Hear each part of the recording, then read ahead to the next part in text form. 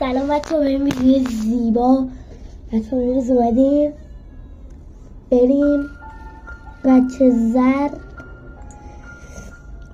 خیلی بازیش باحاله ولی من همش رفتم و اینجاش نبودم و بریم که اول بازی رو داشته باشیم. بچه ها بازی توی کامپیوتر هم هست ولی من تو موبایل دارم بازی میکنم. باحاله تو موبایل دیگه، هوا بزنه سرده ولی ما بیرون نشستیم و صدا میکشه. بریم با کن در ویدیو بکنم 5 دقیقه باشه ولی ویدیو تا آخر هست ببینید.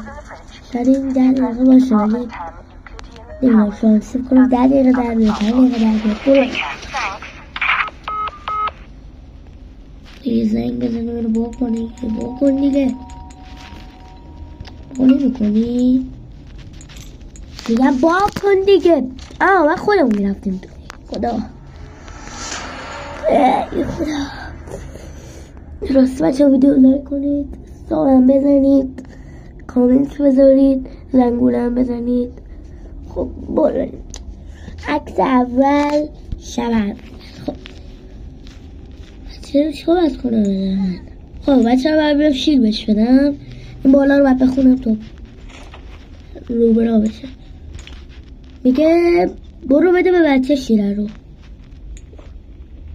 خب میگه باید بری پوشکش رو تو اینجا عوض کنی. چرا باید این کار رو کنم اصلا؟ خب چه قانونی نیست؟ میگه بچه رفته اون برای حال باید بری بیاریش. میگه پوشک رو میبرم میگه چه فرقی داره. حالا میگه باید ببرش تو تختش.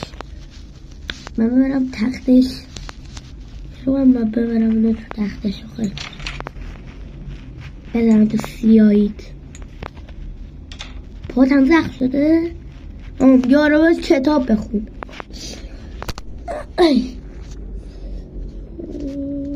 لالای این صدا منه؟ صدا زیاد کنم میریدم به خودم با این صدای بد.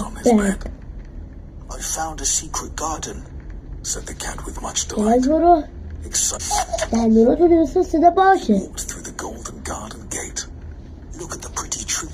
مهم نی. خب حالا قصه ما به سر رسید که حالا به خونش نرسید بابا جان. بریم دیگه بریم ما برسیم